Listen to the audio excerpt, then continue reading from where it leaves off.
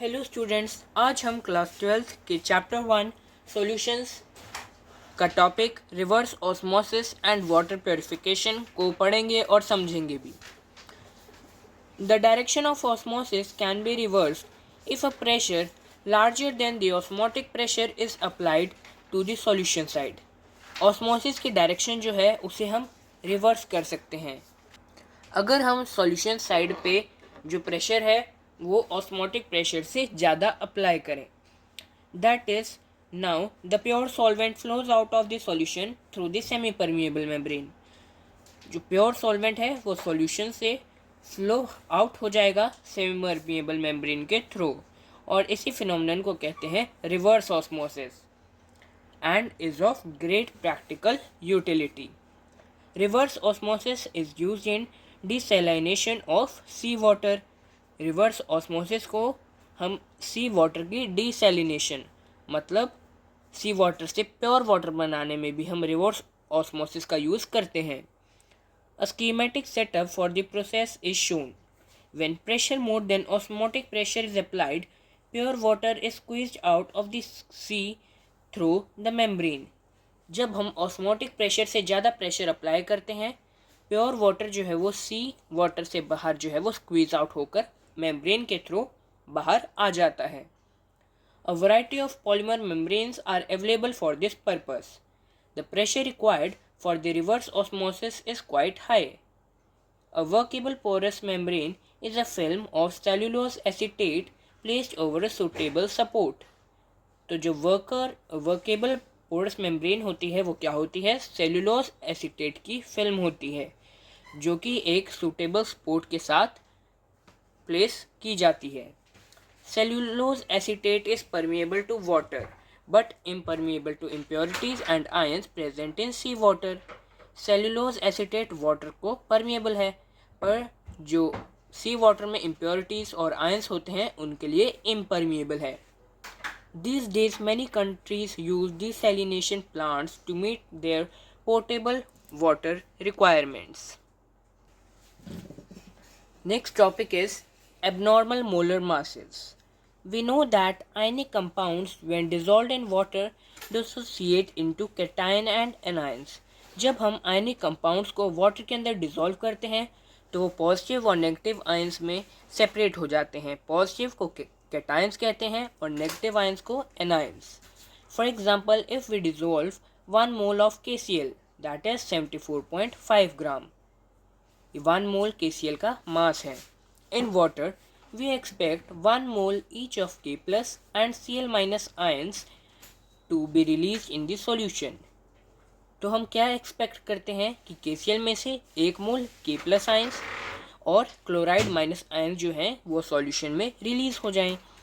If this happens there would be 2 moles of particles in this solution. और अगर ऐसा होगा तो सॉल्यूशन में 2 मोल पार्टिकल्स हो जाएंगे, 1 मोल K प्लस का और 1 मोल Cl minus का। If we ignore interionic interactions, 1 mole of KCl in 1 kg of water would be expected to increase the boiling point by 2 into 0.152 K, that is 1.04 K. तो अगर हम इंटरआयनिक attractions को ignore कर देंगे तो जो 1 मोल ऑफ KCl है 1 kg of water में, वो कितना बॉइलिंग पॉइंट इंक्रीज करेगा? 2 इंटू 0.52 था Kb की वैल्यू वाटर के लिए, उसको हमने 2 से मल्टीप्लाई किया। Now if we do not know about the degree of dissociation, we could be led to conclude that the mass of 2 mole particles is 74.5 gram and the mass of 1 mole of KCl would be 37.25 gram. अगर अब हमें degree of dissociation के बारे में भी नहीं पता तो हमें क्या कंक्लूजन मिलेगा कि जो मास है 2 मोल पार्टिकल्स का वो है 74.5 ग्राम, जबकि KCl के 1 मोल मास का है 1 मोल का मास है 37.25 ग्राम। This brings into light the rule that when there is dissociation of solute into ions, the experimentally determined molar mass is always lower than the true value. तो यहाँ से हमें कौन सा रूल याद आता है?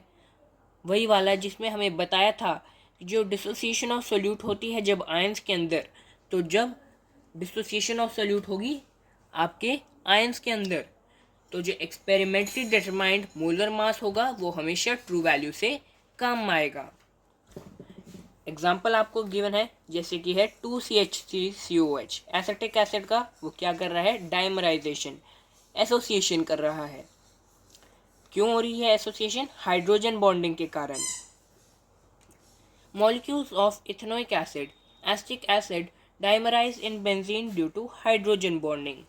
This normally happens in solvents of low dielectric constant. Ethanoic acid के जो सॉल्यूशन है वो बेंजीन के अंदर हाइड्रोजन बॉन्डिंग कर रहे हैं। ये क्यों होता है? उन सॉल्यूशंस के अंदर होता है ज़्यादातर जिनका डाइलेक्ट्रिक कांस्टेंट कम होता है। In this case, the number of particles is reduced due to dimerization. जो नंबर ऑफ पार्टिकल्स हैं वो कम हो जाते हैं क्योंकि डाइमराइजेशन होती है। Association of molecules is depicted as follows. It can be undoubtedly stated here that if all the molecules of ethanoic acid associate in benzene, then delta Tb or delta Tf of ethanoic acid will be half of the normal value.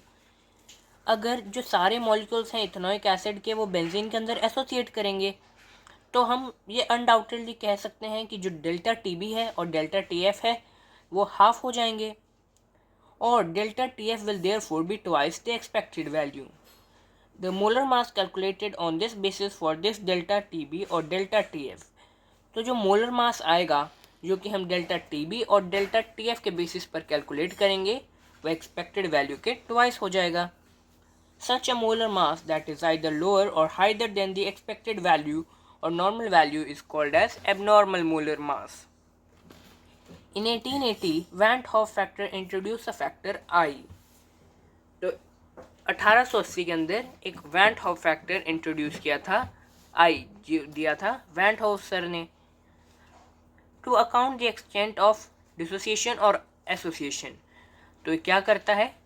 Extent of dissociation या association बताता है। इसके लिए हमारे पास 3 formulas हैं।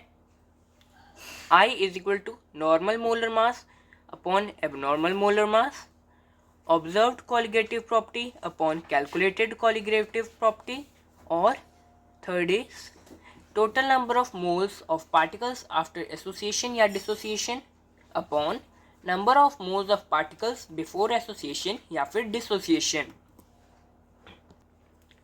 Here, abnormal molar mass is experimentally determined molar mass. तो जो abnormal molar mass है वो है experimentally determined molar mass. And calculative colligative properties are obtained by assuming that the non-volatile solute is neither associated nor dissociated. तो जो colligative properties होती हैं वो कैसे obtain की जाती हैं? ये सोचकर कि जो non-volatile solute है वो ना तो associate हो रहा है ना ही dissociate हो रहा है। In case of association, value of I is less than unity. Association के केस में I की वैल्यू यूनिटी यानी 1 से भी कम होती है, while for dissociation it is greater than unity. Dissociation के लिए I की वैल्यू 1 से ज़्यादा होती है।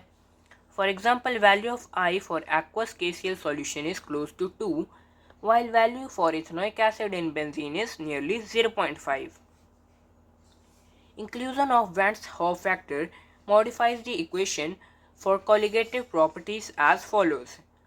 Relative lowering of vapor pressure of solvent. तो ये हमारी फर्स्ट colligative property थी और इसका फॉर्मूला था P1 naught minus P1 upon P1 naught is equal to N2 by N1. तो अब हमने इसमें क्या किया, वैन हॉफ फैक्टर को इंट्रोड्यूस किया ताकि जो एक्सटेंट ऑफ डिसोसिएशन और एसोसिएशन की वजह से जो एक्सपेरिमेंटल एरर आ रही थी उसे हम निगलेक्ट कर सकें। तो क्या फॉर्मूला बना, P1 naught minus P1 upon P1 naught is equal to I N2 by N1। Elevation of boiling point delta TB is equal to I KBM। Depression of freezing point delta TF is equal to I KFM। And osmotic pressure of the solution जिसे हम पाई से denote करते हैं वो हुआ I N2 by V RT। N2 by V क्या था, C। Concentration को हम लिख सकते हैं number of moles of solute upon volume. तो यानी pi is equal to ICRT। Van't Hoff factor हमने 4 की 4 कॉलिगेटिव प्रॉपर्टीज में इंट्रोड्यूस कर दिया।